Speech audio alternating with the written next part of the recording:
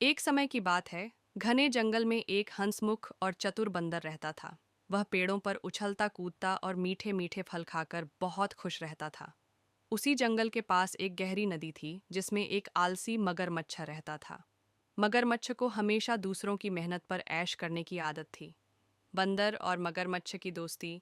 एक दिन मगरमच्छ ने बंदर से कहा, मगरमच्छ, अरे बंदर भाई, तुम तो दिन भर पेड़ों पर झूलते रहते हो, क्या तुम्हें थकान नहीं होती? बंदर, थकान? अरे नहीं, मैं तो एकदम फिट रहता हूँ, और वैसे भी फल खाकर तो और ताकत आ जाती है।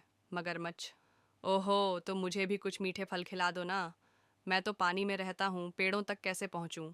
बंदर, अरे, इसमें कौन सी बड़ी बात है, आओ मैं तुम्हें स्वादिष्ट फल खिलाता हूँ। बंदर ने मगरमच्छ को ताज़े मीठे फल दिए। मगरमच्छ को बहुत मज़ा आया। अब वह रोज़ बंदर के पास आता और फल खाता।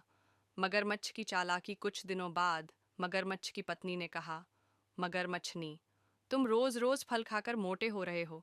असली ताकत तो बंदर के दिल में होगी, जो इतना फुर्तीला है। अगर तुम मेरा सच में ख्याल रखते हो तो उसका दिल ला कर दो। मगरमच्छ यह सुनकर घबरा गया, लेकिन अपनी पत्नी से डरता भी था। उसने सोचा, अगर मैं बंदर को बेवकूफ़ बना सकूं तो इसे पानी में ले जाकर पकड़ सकता हूँ। बंदर की होशियारी। अगले दिन मगरमच्छ बोला, मगरमच्छ, अरे बंदर भाई, नदी के दूसरी तरफ एक बहुत बड़ा आम का पेड़ है। वहाँ के आम दुनिया में सबसे मीठे होते हैं। अगर तुम चाहो तो मैं तुम्हें अपनी पीठ पर बिठाकर वहाँ ले जा सकता हूँ। बंदर यह सुनकर खुश हो गया और मगरमच्छ की पीठ पर बैठ गया।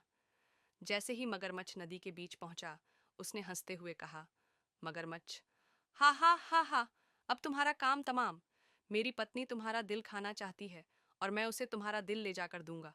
बंदर पहले तो घबरा गया, फिर उसने अपनी चतुराई से कहा, बंदर, अरे रे, तुमने पहले क्यों नहीं बताया? मेरा दिल तो पेड़ पर ही रह गया। चलो, वापस चलो, मैं दिल लाकर दूंगा। मगरमच्छ को लगा कि बंदर सच बोल रहा है। वह तुरंत वापस पेड़ के पास आया। जैसे ही मगरमच्छ किनारे पहुंचा, बंदर तेजी से कूदा और वापस अपने पेड़ पर चढ़ गया। बंदर, हंसते हुए, अरे मूर्ख मगरमच्छ, कोई अपना दिल निकालकर अलग रख सकता है क्या? मगरमच्छ को अपनी बेवकूफ़ी का एहसास हुआ और वह शर्मिंदा होकर पानी में चला गया।